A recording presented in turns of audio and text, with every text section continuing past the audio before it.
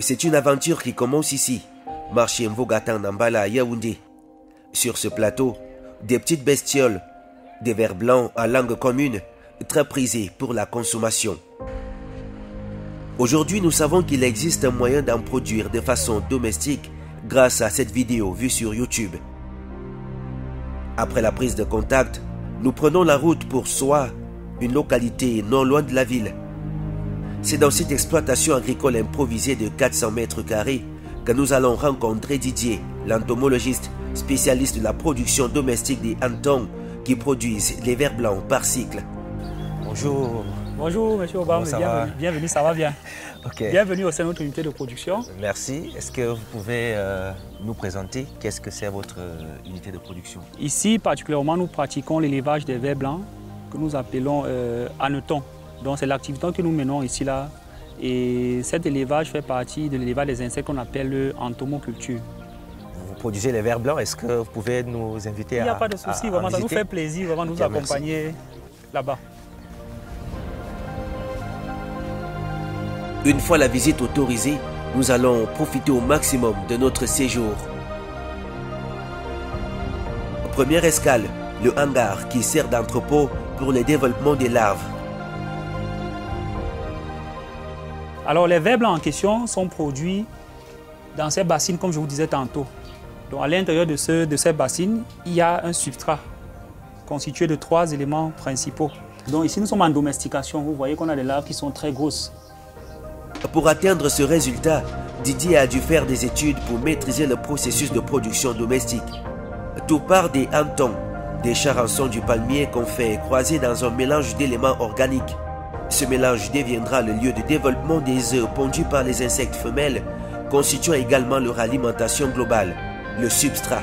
C'est l'élément central de la production et là où tout commence. Dans le cas de la domestication des hannetons, le processus est assez simple. Et suivant le producteur, les approches sont vraiment différentes. Chez moi, quand je veux me lancer dans la production des hannetons, le cadre de la domestication, il y a des ingrédients qui entrent en jeu. Nous avons notamment les fibres de coco qui sont généralement hachées. Il y a du manioc haché et enfin de la provande. Donc voici les 3 ingrédients principaux que je vais mixer pour obtenir ce qu'on appelle un substrat. Et c'est dans ce substrat que je vais introduire directement mes charançons, mâles et femelles, qui vont s'accoupler. Et au bout d'une trentaine, voire une quarantaine ou une cinquantaine de jours, j'aurai des larves assez matures destinées à la consommation ou alors à la production des charançons. Tout en prenant les notes de manière minutieuse, nous observons l'application de la théorie. Pour passer vraiment à la pratique, je crois que nous allons procéder comme suit. Voici mes fibres de coco hachées. À ça, je vais ajouter du manioc et mixer les deux. Donc les proportions d'ingrédients sont vraiment relatives et ça dépend d'un éleveur à un autre. Et même les différents ingrédients constitutifs du substrat. Donc à ça, je vais ajouter de la provande.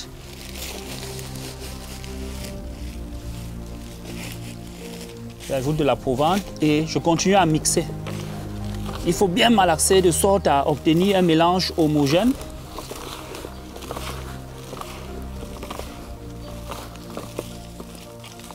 Voilà, cette fois-ci, je vais ajouter de l'eau et obtenir un mélange pâteux. C'est donc ça qui va constituer ce qu'on appelle mon substrat.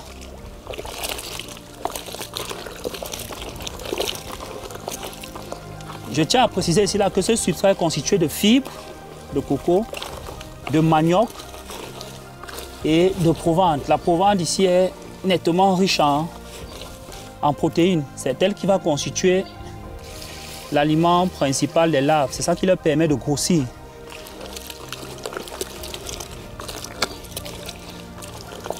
Alors je crois que la consistance de ce substrat est bien. Il ne me manquera plus qu'à introduire dans cette bassine peut-être de la canne à sucre que voici. Des géniteurs mâles et femelles. Ce sont des charançons du palmier.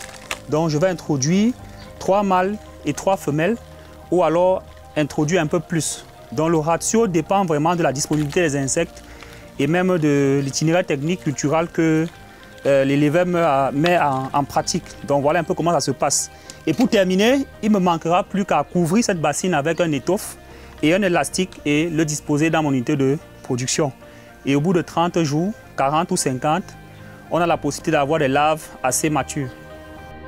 La recette technique, lui seul la connaît, tout comme la différence entre les hannetons mâles et femelles, alors que nous ne voyons que des insectes.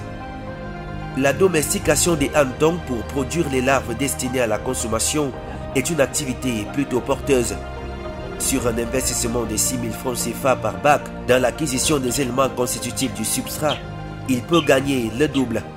L'élevage des hannetons est une activité hautement rentable dans la mesure où elle me permet de générer des fonds qui me permettent de subvenir à mes besoins. Et pour entrer dans plus de détails, je suis déjà éleveur et quand je lance cette activité, c'est par série de bacs de production. Je lance les productions par série de 10 bassines. Et pour 10 bassines, généralement, je peux souvent générer un bénéfice au bout d'un mois qui avoisine la centaine de mille, parfois 200 000. L'autre avantage, insoupçonné, c'est la dimension écologique de cette pratique. Dans la nature déjà, certes, on les trouve, mais la pratique mise en place pour obtenir ces vers blancs dans la nature contribue à la destruction de l'écosystème. Pour la simple raison que pour avoir accès à ces larves ou alors pour entrer en possession de ces larves, il faut naturellement détruire les troncs de raffia qui s'y trouvent dans les zones marécageuses. Or, par contre, dans le processus de domestication, ici, on va au contraire recycler de nombreux éléments, comme les fibres de coco. Parce que quand on récolte la fibre de coco, il faut prélever ce qu'on appelle le mésocarpe, la peau externe qui est fibreuse. Dans cet élevage, dans la domestication, elle est par contre recyclée. Dans cette unité de production, Didier passe en moyenne 5 heures de temps par jour entre contrôle de croissance, révision de l'état du substrat, constitution d'aliments.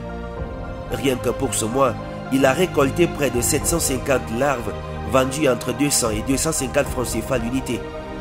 Pour lui, c'est une activité qui mérite d'être soutenue par les pouvoirs publics camerounais pour la vulgariser. Je pense qu'on a besoin de l'accompagnement des pouvoirs publics, notamment le MINEPIA. Je crois que le MINEPIA devait mettre un accent particulier sur cette filière, question de nous accompagner pour qu'on puisse mener à bien cette activité. Vous savez que le ver blanc en question déjà est rare. Il y a la demande, mais le ver blanc est rare. Et nous sommes limités. Pour nous qui nous lançons en tant qu'acteurs dans cette filière à nos propres frais, ce n'est pas toujours évident pour nous de joindre les bouts parce que c'est tout ce qu'on gagne qu'on essaye de réinvestir. Alors, pour pouvoir produire grand, je pense que les pouvoirs publics devraient naturellement nous accompagner pour pouvoir mener à bien cette filière. Pendant ses temps libres, Didier porte la casquette de formateur. Il dispense des cours en ligne, en présentiel et même à domicile. Grâce à sa chaîne YouTube, il a attiré 2 étudiants ivoiriens que nous avons également rencontrés sur place. Cela fait un moment que je suis un peu tout ce qui est partage d'expériences, de produits sur YouTube. Et donc c'est ainsi que j'ai découvert la ferme, donc l'unité de production de M. Isso. Voilà, et nous sommes donc entrés en contact. Production, contrôle, formation, voilà les 3 maîtres mots qui constituent l'essentiel de l'activité de Didier. Là-dessus, il y met tous ses efforts pour mettre sur le marché de consommation cet aliment unique, tout en y gagnant dignement sa vie. Après donc 2 mois de travail sur les charançons de la naissance des œufs jusqu'à ce que les œufs deviennent des larves, nous obtenons un résultat impeccable. Un délicieux repas qu'on peut consommer et qui est vendu très cher dans les restaurants chics, que ce soit au Cameroun, que ce soit en Afrique et même parfois exporté en Occident. Voilà comment s'achève cette aventure dans cette exploitation de fortune, mais qui, on l'espère bien, fera écho en Afrique et dans le monde entier avec ses produits de qualité.